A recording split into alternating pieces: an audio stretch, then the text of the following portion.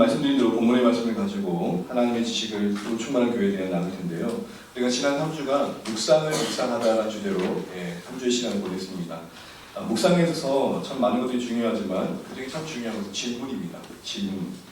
질문이라는 것은 관심의 표현이죠. 우리가 누군가에게 질문을 한다는 것은 또 정보를 얻기 위한 차원이 아니라면 관계를 만들기 위해 참 중요한 수단이 질문입니다.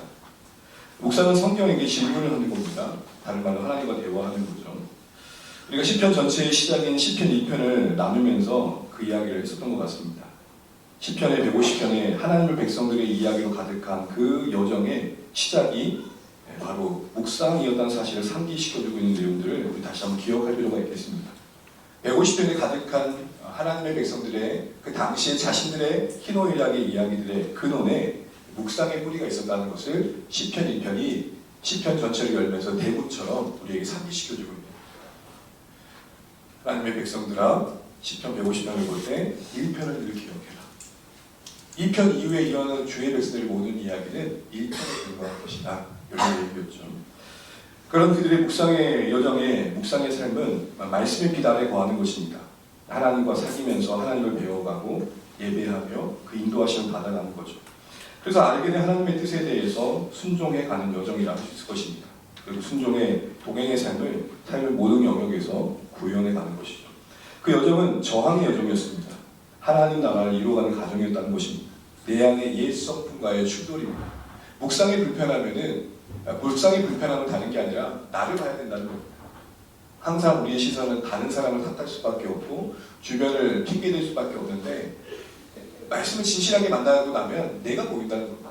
그 저항의 여정이 하나님 나라의 왕국을 내 안에 만들어가는 창조의 여정이죠. 또한 행복의 여정입니다. 신앙의 또 다른 짐을 지는 게 묵상이 아닙니다.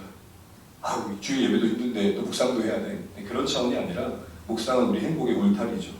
또한 일상입니다. 정한 시간에 잠시 큐티책을 펼치고 하나님과 만나는 시간 정도가 아니라 우리 일상 속에서 말씀을 걸어오신 하나님을 만나는 겁니다. 시내버스를 탈 때, 택시를 탈 때, 걸어갈 때, 내가 어떤 일을 하고 있을 때 자연 속에서, 일상 속에서, 관계 속에서 하나님 저에게 말씀을 걸어오십니다. 그 말씀을 걸어오신 하나님과 대화하는 일상이 묵상이기에 묵상은 일상의 여정입니다. 또한 이 여정을 통해 우리는 나의 뜻이 아닌 하나님의 뜻을 이루어간다는 측면에서 형통의 여정입니다. 또한 이 시간은 단순히 멍 때리고 있는 멍상과 명상이 아니라 앞서 말씀드린 것처럼 인격적인 하나님과의 교제이기에 대화의 여정입니다. 이걸 위해서 우리는 기록된 성경이 문자로만 와닿으면 안 됩니다. 여러분 좀 감수성이 남다르지 않더라도 보통 연애할 때 되면 무슨 심리적인 변화인지 모르지만 그 하나가 대충 그렇게 넘겨지지 않습니다. 예를 들어 Dear my friend 염규홍 점점점 그러면 그 점점점을 해석합니다. 거기다 보고 싶다. 저만 그러니까? 성경을 하나님과 대화의 인격적인 사귐의 현장을 본다는 것은 활자된 문자로만 보는 게 아니라 그 문자에 담으신 하나님의 마음을 읽어내는 것입니다. 여러분 저는 성경을 볼 때 우리 사랑하는 성도님의 시선이 하나님의 마음을 보고자 하는 마음이 생기시면 좋겠습니다. 또한 이 열매는 공동체를 세운 여정입니다. 나를 만나고 나를 객관화하다 보니까 점점 주변이 다시 보입니다. 내가 선별할 것들이 있구나. 내가 바뀌어야 될 것들이 있구나. 그래서 묵상을 신실하게 하다 보면은 대화의 여정과 함께 우리는 공동체를 세우는 열매들을 하나씩 맺어가게 있습니다. 그리고 그 시간은 기쁨이기 때문에 즐거움의 여정입니다. 곤욕스러운 시간이 아닙니다. 여러분 누군가가 즐겁게 뭔가를 할 때는 그 안에 숨겨진 기쁨이 있죠. 우리에게 하나님과의 교제가 숨겨진 비밀스러운 기쁨이 되기 원합니다. 주변 사람들이 이렇게 물어보는 거예요. 넌 도대체 뭐가 그렇게 즐거워? 그렇게 고단한데 내 안에 기쁨이 있거든. 마지막으로 묵상의 여정은 신비의 여정이었죠. 신비는 뭡니까? 6절 말씀에 하나님의 의를 아신다 할 때 그 아신다의 원어의 의미는 뭐였습니까? 기억하고 계시고 개입하시고 간섭하신다는 거예요. 그럼 역으로 보게 되면 묵상의 여정을 사는 주의 백성들의 삶은 하나님께서 빚어가는 이야기가 될 수 있다는 가능성을 보여주고 있는 것이죠. 우리 얼마나 평범합니까? 여러분 그래도 요즘은요 염기용을 치면은요 유튜브가 힘듭니다. 예전에는 염기용을 치면 하나도 안 나왔는데 국악인 나오고 누구 나오는데 그래도 예전에 찍어놓던 영상들이 있어서 하나씩 찍어 올라옵니다. 평범한 우리의 일상이지만 하나님과 동행함으로 위대해질 가능성을 보여주고 있는 겁니다. 성경의 말씀을 우리가 신뢰하면 좋겠습니다. 모명하나 유명한 자. 이 땅에서는 유명한데 하나님 앞에서는 기억되지 않는 인생들보다 무명하나 유명한 자. 이 세상에서는 unknown, 알려지지 않았지만 하나님께는 알려진 인생들로 우리의 평범한 인생을 사랑하며 애정 있게 바라본 우리의 삶의 하루하루는 훗날 주님의 품에 안길 때 놀라운 위로와 여러분 인생의 명예가 될 것입니다. 이러한 묵상의 여정 속에서 여러분 우리는 이런 교육들을 약속받고 있음을 도전받고 격려받았는데요. 이제 여러분 삶에 묵상이 있으면 좋겠습니다. 근데 이런 묵상에서 진짜 중요한 게 뭐냐? 말씀드린 것도 질문입니다. 성경을 관찰할 때 이게 왜 여기 있지? 라는 질문을 하게 됩니다. 이건 무슨 의미지? 해석의 질문을 합니다. 이건 나에게 어떻게 적용할까? 해석의 적용의 질문을 하게 됩니다. 질문은 앞서 말씀드린 것처럼 관심입니다. 특별히 묵상에 큰 두 가지 질문이 있습니다. 여기서 하나님은 어떤 분으로 자신을 나타내십니까? 하나님은 누구시며 뭘 하시는가? 우리 보통 누군가에게 질문할 때 그렇게 물어보잖아요.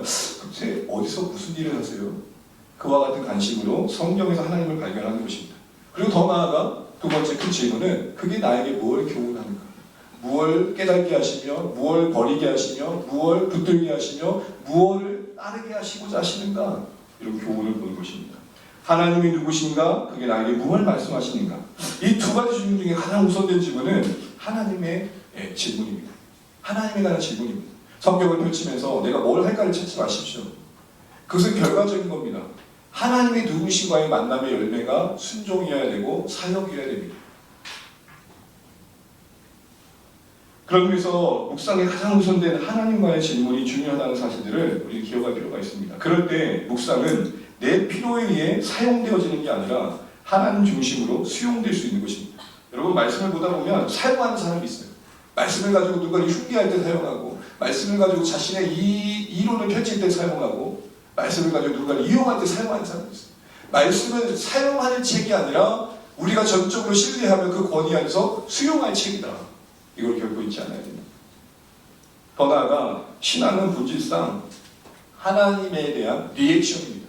예배를 여러 가지 정의할 수 있지만 예배의 정의는 뭐냐? 하나님이 누구신가에 대한 반응입니다. 그걸 크도 크신 하나님을 안다면 어떻게 경배하지 않을 수 있겠는가? 그게 예배입니다. 이런 측면에서 이런 전제를 가지고 오늘 본문의 얘기를 보시죠. 오늘 우리 본문의 얘기는 너무 유명합니다. 이 유명한 게 되게 걸림돌입니다. 유명하면 뻔해요. 이 사건이 담고 있는 더 비밀스러운 것, 더 귀한 것들을 채 보지 못하고 그냥 맞아 이런 얘기하죠. 넘길 때가 참 많아요. 그래서 여러분 진짜 관계가 깊어지려면 낯섦이 필요합니다. 낯섦. 항상 가까이 있기 때문에 잘 안다는 생각을 찾아가 내려놓으셔야 됩니다. 익숙함이 관계를 화석합니다. 넌 늘 그랬지 뭐. 인격은 늘 변화하는 변화체인데 지금 이 시점에 이 사람은 그때와 다른 마음을 가질 수 있는데 늘 당신은 그랬어. 살다 보면 제 기분 나쁜 말이 그겁니다. 넌 늘 그렇더라. 아니 딱 한 번 그랬는데 넌 늘 그러고 있더라. 이 늘이란 말은 항상 여러분 괴로운 말이에요. 여러분 항상 그래서 말을 할 때 그때 그 상황만 다뤘으면 좋겠어요. 솔로몬의 이 재판의 내용은 뭐였습니까? 두 창기에 아이를 두고 둔 델롱의 문제였죠.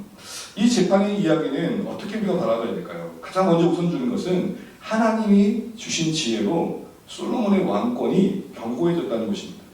28절 보실까요? 함께 화면이나 노트를 보시죠. 시작. 온 이스라엘이 왕이 심리하여 판결함을 내고 왕을 두려워하였으니 이는 하나님의 지혜가 그의 속에 있어 판결함을 보내더라. 말씀 그대로 하나님의 지혜가 솔로몬과 함께함을 드러내는 기회였습니다. 그래서 모두가 야 우리 솔로몬 왕과 하나님께서 함께 하신 것을 알게 된 것이죠. 당연히 그의 왕권은 더 견실해졌습니다. 솔로몬의 왕의 그 통치 초기에 이 사건은 그러기에 상징적이었습니다. 이 사건의 배경을 보게 되면 3장 1절부터 15절을 보게 되면 여러분 잘 알고 계시는 일천 번제가 나옵니다.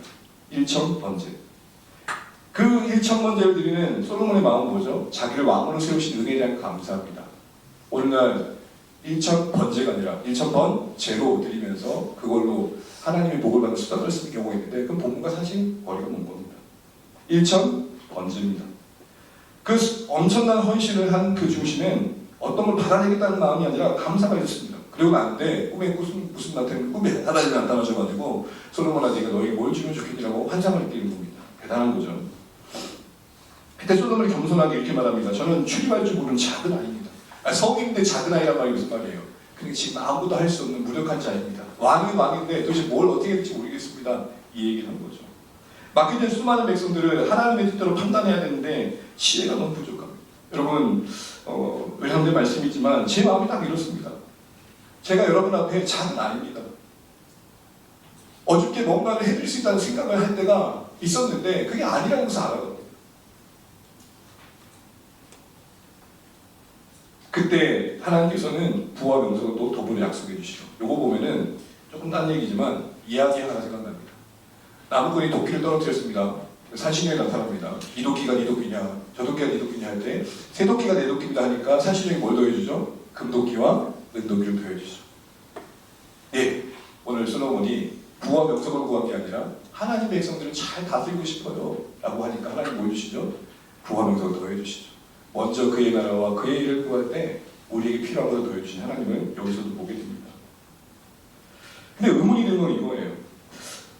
다 좋아요. 하나님의 지혜가 솔로몬과 함께하는 것을 증거해 준 이야기라서 이해가 돼요. 그런데 이스라엘 왕이라는 측면에서 그가 지혜 있다는 이야기를 다루기에는 이 스케일이 좀 작다는 거예요. 보통 왕이면 국제 분쟁을 해결한다든지 지금 여러분 미국의 대통령이 이 우크라이나와 러시아 전쟁을 한번 끝내보려고 하고 있잖아요. 그 정도 스케일이 돼야 왕의 지혜 있다고 말할 수 있지 않겠어요? 나라의 경제 문제를 해결해야 되는지 어떤 큰 이슈를 다룰 수도 있으면 좋겠는데 그게 왕의 명성에 올 만한 건데 비천한 여인들의 이야기를 다루고 있어요. 좋게 해석하면 솔로몬에게만 하나님의 지혜로 그가 공의로운 왕이 됐다는 게 저 비천한 여인들까지도 돌보는 넓은 왕이 되었다는 평가를 할 수 있는 근거가 될 수 있겠지만 아무래도 하나님께서 그에게 지혜를 주셨다는 측면에서 그의 왕됨의 위치와는 조금 어울리지 않는다는 생각이 듭니다. 이 어울리지 않는 낯선, 다시 말해 왕 정도면 상당히 큰 무대에서 그의 지혜 있음을 드러내면 좋겠는데 별거 아닌 사람들의 인생들의 이야기 속에서 왕이 얼마나 지혜 있음을 담아내고 있다는 이 낯선 속에 의도된 하나님의 마음이 담겨있을 수 있다는 해석, 여기 오늘 저희가 본문을 접근하는 시선입니다. 그래서 여러분, 이 본문을 그런 관심을 좀 더 보려면 이해가 하나 필요한데, 무엇보다 우리가 지금 읽고 있는 성경책이 뭐죠? 열왕기 3, 그리고 열왕기 하까지 이어지는 큰 열왕기의 역사서의 이야기입니다. 근데 이 열왕기는 여러분 이 시간 분명히 하면 좋겠습니다. 왜 쓰여졌느냐 할 때 두 가지 이유 때문에 그랬습니다. 하나는 이스라엘 백성들이 이 시점에 포로로 잡혀갈 때입니다. 예루살렘은 망했습니다. 그러니까 멸망과 포로 잡힘 속에서 강대국이 붙잡은 시점에 이 책이 기록됐단 말입니다. 그럼 무슨 말일까요? 그들이 왜 그런 처지에 있을 수밖에 없었는지에 대한 하나님의 답변입니다. 수많은 왕들의 이야기 그리고 붙잡혀가서 멸망한 이야기를 담고 있는 열왕기 상하를 통해서 그 현실에 던져진 자들의 질문에 하나님 답하고 계시는 겁니다. 그들의 질문은 뭐였습니까? 실망과 냉소와 초라함이었습니다.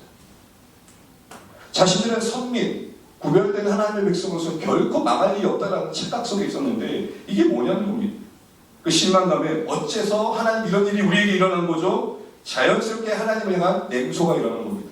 더 나아가서 웅장한 신전을 잡혀간 나라에서 본 겁니다. 여러분 바벨론 문화를 보게 되면 어마어마합니다. 그때 당시 보면 진짜 그 문화 자체가 압도할 만합니다. 여러분 보통 정말 거대한 도시 문화에 여러분 한 발을 딛게 되면 어떻게 되죠?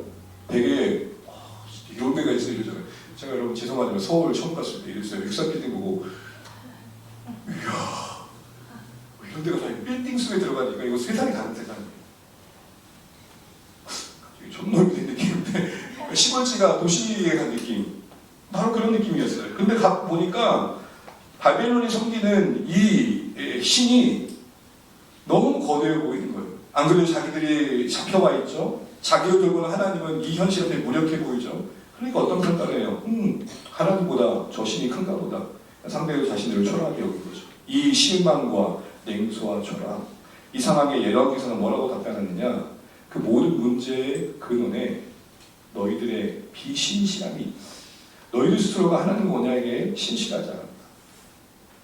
그래서 여러분 열왕기 상하에 보게 되면 수많은 선지자들이 보내집니다.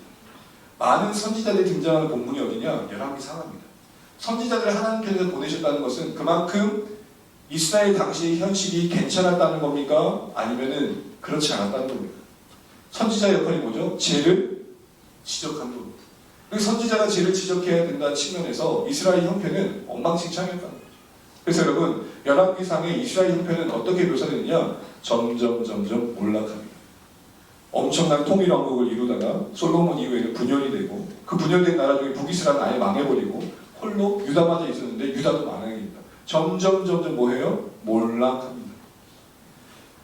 그런데 여러분, 그 예언만 있는 게 아니라 그 넘겨진 현실 속에서, 붙잡힌 현실 속에서 하나님은 다시 한번 너희들이 회개한다면 회복시켜 줄 거야 라는 약속도 함께하고 있습니다. 자, 이런 배경 속에서 오늘 본문을 보시게 되면 두 창기에 대한 솔로몬의 재판 속에서 하나님은 이 열왕기 당시의 1차 독자였던 붙잡힌 이스라엘 백성들의 의문과 냉소 앞에 어떤 답을 주시는가라는 관심을 보게 되면 보이는 게 있습니다. 다시요. 이스라엘은 붙잡혀 있습니다.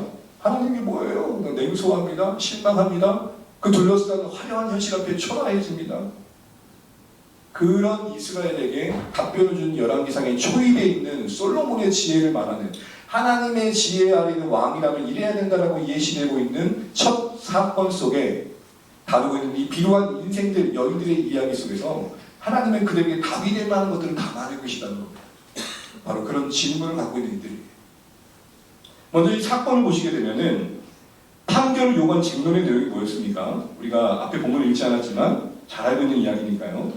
두 창기가 등장하는데, 한 창기가 자기 실수로 막 낳은 자신의 아이를 누워가지고 죽여버리고, 여러분 가끔 이런 일이 있을 수 있을까요? 여러분, 엄마들에게 묻겠습니다. 여러분, 아기들을 품고 있다가 잠들어가지고 죽이는 경우가 있을 수 있을까요? 불가능합니까? 성경이 지금 다루지 말아야 이야기를 다루고 있는 거예요. 한번 상상해보건데 이 여인은 상당히 몸집이 크지 않았을까 싶은 생각을 한번 해보게 돼요. 근데 아이가 죽은 거예요. 깨워보니까 죽어있으니까 어떻게 해요?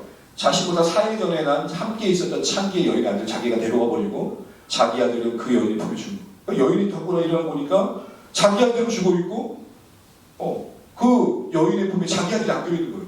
엄마는 알잖아요. 누가 누구 얘기인지. 이런 사건의 배경 속에서 자신의 아이를 죽인 가짜 엄마는 내 자기 아이가 아닌 걸 품고 있으면서 진짜 자기가 엄마를 우기고 있는 상황이었던 거예요. 이걸 가지고 간 겁니다. 솔로몬은 어떻게 판결하죠? 칼을 가져와가지고 방으로 나눕니다. 이 과정에서 솔로몬이 아마 추정하는 것은 진짜 엄마라면 모성애가 있기 때문에 이런 상황에 어떻게 할까 예측했을지 모르겠습니다. 언급되지 않았습니까? 그런데 여러분, 진짜 엄마를 가르는 데 있어서 이게 되게 중요한 요소가 됩니다. 여러분, 이게 되게 중요합니다. 오늘 본문의 이야기의 핵심은 진짜 엄마가 누구냐가 아니에요. 진짜 엄마가 누구냐가 아니라 진짜 엄마는 어떤 마음을 갖고 있느냐. 성경이 이 이야기를 통해 드러내고 싶은 것은 진짜 엄마는 어떤 마음을 갖고 있느냐. 어떤 마음과 어떤 태도를 보이냐는 거예요. 진짜 엄마의 태도는 어땠죠? 칼을 들어 나누려고 하니까 가짜 엄마는 잘됐다. 이참에 니도 없고 나도 없자. 이런 생각을 하는데 진짜 엄마는 어떻게 하죠? 26절입니다. 같이 읽게요. 시작. 그 산 아들의 어머니 되는 여자가 성나건대 내 주여 산 아이를 그에게 주시고 아무쪼록 죽이지 마옵소서. 아멘. 여기까지요. 마음이 불붙습니다. 그리고 왕에게 아닙니다. 자신의 아임에도 불구하고 살이 찢기는 고통을 감내하면서 그 여인에게 주라고 말합니다. 여러분 상상되시죠? 진짜 엄마는 어미로서 갖는 본능적이며 내면적인 고통을 감내하면서 아이를 살리기 위해 넘겨줍니다. 여러분, 이걸 누가 그 아이를 포기했다고 할 수 있겠습니까? 여러분, 진짜 엄마는 아이를 포기한 겁니까? 그리고 그녀의 그런 넘겨줌의 현실에서 품었던 마음을 뭐라고 표현하고 있느냐? 마음이 불붙는 것 같다. 이것은 꺼지지 않는 모성애를 말합니다. 또한 애타는 마음에 찢기는 고통을 말하고 있는 것입니다. 마음에 불이 붙어가지고 뜨거워서 고통스럽다는 것입니다. 여러분, 이 표현은 진짜 엄마의 오늘 본문에 기록된 고뇌와 선택들에 통해서 보였던 모습이 하나님과 연결되어 있다고 볼 수 있는 중요한 단서가 됩니다. 다시요. 진짜 엄마가 지금 고민하고 있는 이 불붙는 마음의 표현은 우리에게 이 본문의 이 여인이 단순히 한 여인이 아니라 하나님의 심정을 대변하는 여인으로 등장하고 있다는 생각들을 하게 하는 중요한 단서가 됩니다. 왜요? 구약에서 마음이 불붙는 것 같다라는 표현은 여러분 성경을 찾아보십시오. 딱 두 군데가 나오는데 하나님의 심정을 대변할 때 말씀입니다. 두 가지 보겠습니다. 에레미야 20장 9절입니다. 같이 한번 보시죠. 시작. 나의 마음이 불붙는 것 같아서 골수의 사무침이 답답하여 견딜 수 없나이다. 에레미야가 하나님의 뜻을 전합니다. 바벨론을 붙잡혀가는 게 하나님의 뜻이다. 그러니까 매국노라고 아주 핍박을 받죠. 너무 고통스러우니까 차마 말하기 힘들어요. 그런데 더 고통스러운 건 말하지 않는 거였어요. 그래서 그렇게 말합니다. 하나님의 심령이 내 안에 불붙는 것 같아서 이 하나님 뜻을 전하지 않는 게 나에게 더 고통스러워요. 두 번째로 직접적으로 하나님께서 자신의 마음을 표현할 때 쓰여졌습니다. 호세아 말씀입니다. 11장 8절 같이 읽습니다. 시작. 에브라임이여 네가 어찌 너를 놓겠느냐, 이스라엘이여 내가 어찌 너를 버리겠느냐, 네가 어찌 너를 아드마같이 놓겠느냐, 어찌 너를 수골같이 두겠느냐. 내 마음이 내 속에서 돌이켜 나의 국률이 온전히 불붙을. 여러분 이제 이 말씀을 근거로 진짜 엄마의 심정을 표현하고 있는 불붙는 것 같다들을 보십시오. 하나님 보이지 않습니까? 단순히 자기 아이 살리겠다고 그 고통을 감내한 한 여인의 고뇌만이 아니라 거기 안에 이스라엘에 답을 주시는 차원에서 하나님의 말씀을 이야기로 표현하고 계시는 그런 하나님의 심정이 보이지 않습니까? 진짜 엄마의 고뇌와 선택들의 이야기를 통해서 이스라엘의 그 반문과 냉소와 실망에 답하고 계신 하나님이 보이지 않습니까? 이스라엘은 납득할 수 없었습니다. 바벨론의 문장 앞에 초라함을 느낄 수밖에 없었습니다. 그래서 하나님 이게 뭐예요로 따지고 있었습니다. 정작 자신들의 죄로 말미암아 그런 처지에 거하고 있었음에도 불구하고 말이죠. 이 이야기를 통해서 그들에게 하나님께서 이렇게 말씀하신 거 같지 않습니까? 이스라엘아, 이 솔로몬의 이야기에 등장하고 있는 이 여인을 봐라. 진짜 엄마가 그 우여곡절 그 쟁론 속에서 자기 아이를 살리기 위해 했던 선택을 봐라. 자기 아이를 다른 여인에게 넘겼을 때 그 마음 괜찮았겠냐?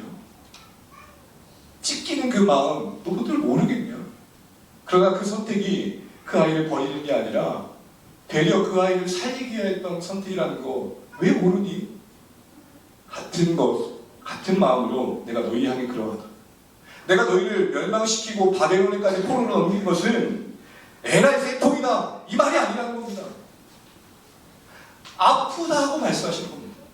너희들이 그 냉소와 반문과 나를 향해 원망할 때 내 마음 몰라주는 너희들이 현실이 아프고 또 그렇게밖에 할 수밖에 없는, 아니 그렇게 해야만 살 수 있기에 내어준 내 마음도 좀 알아주지 않겠니? 그리고 실제적으로 이 붙잡힌 현실에 던져진 바벨론의 시간은 70년으로 지납니다. 그리고 성경의 일관된 소선지도나 선지의 약속들을 보면 그 70년은 버려진 시간이 아니라 그들을 만드시는 하나님의 시간. 예루살렘 그 약속의 땅에 두고 우상 숭배하는 그들을 그대로 두기에는 하나님이 너무 마음이 아프신 거예요. 그래서 그들을 새롭게 하시기 위해 버리듯 바벨론에 넘겨버리신 그런 마음을 이사야에서 이렇게 표현합니다. 이사야 40장 15절입니다. 같이 읽습니다. 시작. 여인이 어찌 그 젖먹는 자식을 잊겠으며 자기 태어에서 난 아들을 긍휼히 여기지 않겠느냐. 그들은 혹시 잊을지라도 나는 너를 잊지 아니할 것이라. 아멘. 모성애로 하나님의 심정을 대변하고 있습니다. 하나님을 향한 우리의 사랑에는 참 많은 경쟁이 발생하고 있습니다. 왜냐하면 우리는 하나님을 사랑하는 게 쉽지 않죠. 하나님을 순전하게 사랑하는 게 쉽지 않아요. 우리는. 그런데 모든 것을 갖고 계신 하나님은 마치 사랑의 대상이 우리 한 명뿐인 것처럼 우리를 위해 얻기 위해서라면 모든 것을 버리십니다.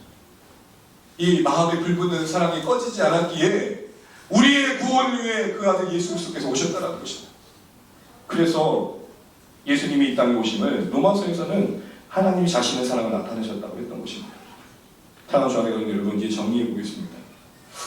우리는 정작 자신들의 죄를 몰라겠음에도 불구하고 하나님 향해 보였던 이스라엘의 냉소와 실망과 반문에 대해서 하나님은 자신이 어떠한 분이시냐로 다시 한번 답하고 계신 것을 보고 있습니다. 이스라엘의 혼돈을 깨우고 그들이 던져진 현실을 해석하는 데서 가장 중요한 기초가 하나님이 누구신지를 아는 거였다는 것입니다.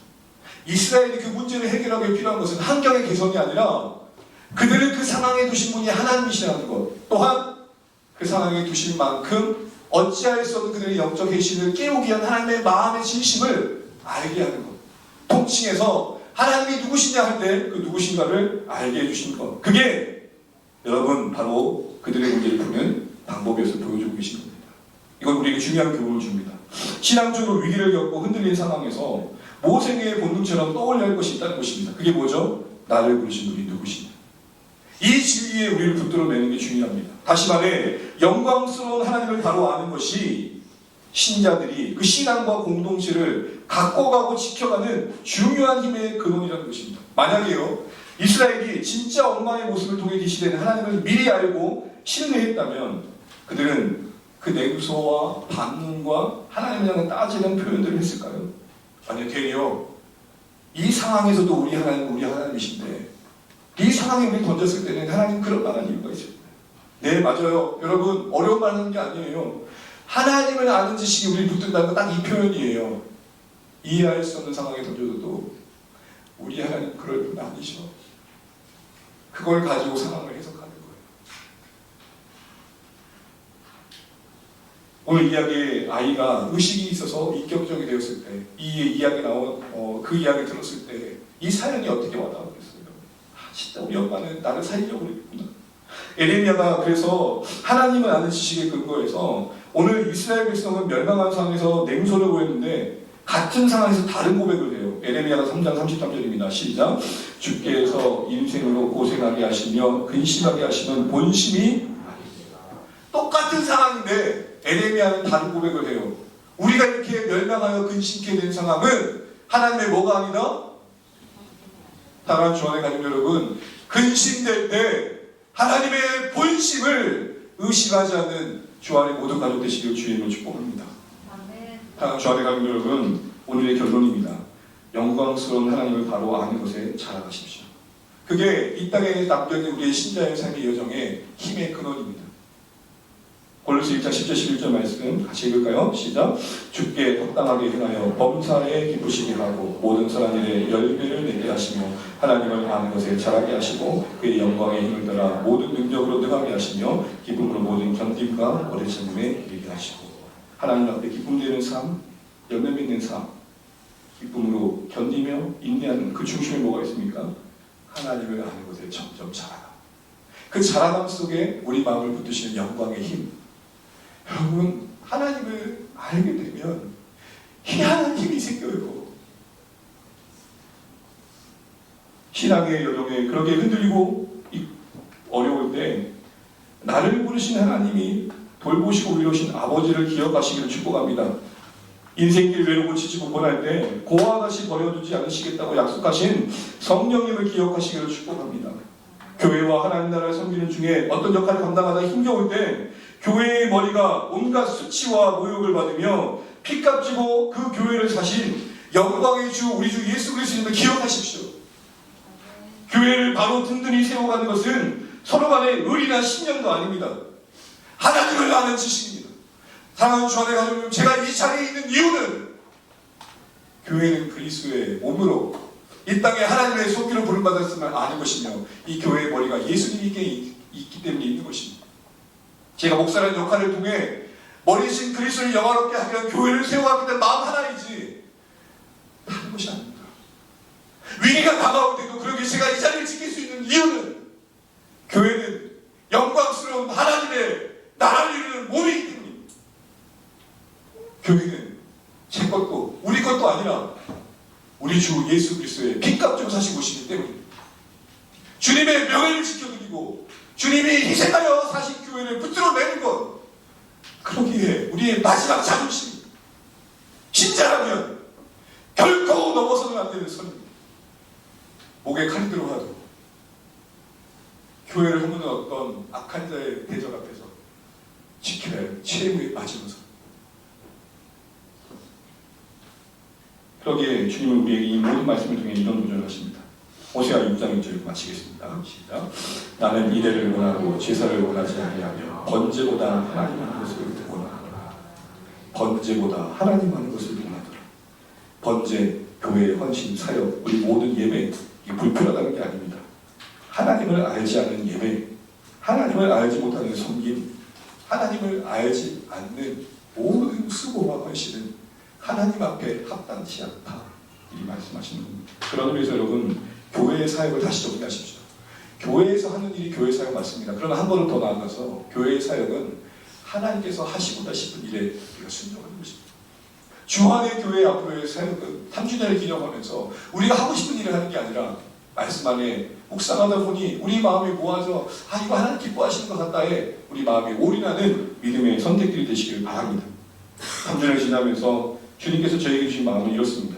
주한의 교회가 하나님을 아는 것으로 충만하면 좋겠다. 우리 각자 하나님을 아는 지식으로 충만한 삶을 어떻게 살아갈지를 결단하시길 바랍니다. 그래서 그 지식으로 우리가 충만해져서 함께 하나님 나라의 세워가는 또 다른 길을 만드는 우리의 여정이 되시면 좋겠습니다. 우스갯소리지만 50주년도 기념하면 좋겠습니다. 그때쯤 저희 하준이가 60세, 70세 우리의 길을 인도하실 하나님을 바라보면서 정말 하나님이라는 지식이 우리를 충만케 하여 만들어가는 열매들을 서로를 통해 보고 앞으로 나아가 우리의 사역 속에서 볼 수 있는 주와 우리 목되는 여정 되시기를 축복합니다.